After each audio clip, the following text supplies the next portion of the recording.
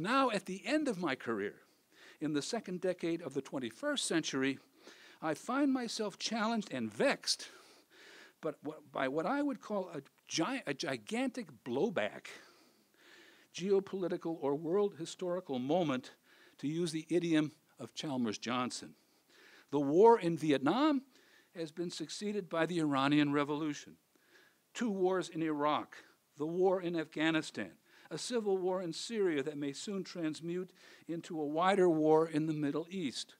the terrible tragedy of 9/11 that inaugurated our new century, and a swing to the right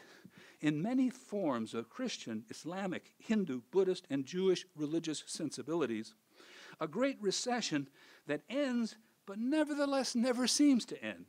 an economic system of international finance capitalism that appears to be heading towards a mimesis of what happened to the international socialist system between 1979 and 1981, and deeply divided polities in Europe, the United States, India, North Africa and West Asia, Southern Africa, and Latin America. Moreover, the blowback to which I refer is occurring in the academic study of religion in our religious studies programs.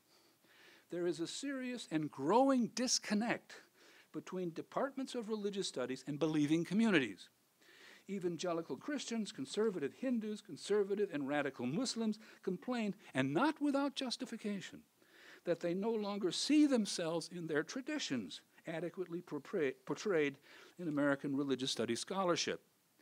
We need to listen to this sort of critique and to respond in detail in a manner that maintains communication with believers in our various religious traditions. Likewise, a different sort of disconnect occurs among scholars in departments of religious studies. Many of us recognize profound misunderstanding, especially in Hindu studies, and even more than that, religious behavior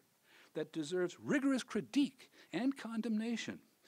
But we find it difficult to say anything critical in order to uphold some supposed standard of scholarly objectivity that requires us to be balanced, neutral, and objective, and to always say nice things about religious traditions, even when we know full well that to tolerate the intolerant is to make a vacuous mockery of tolerance itself.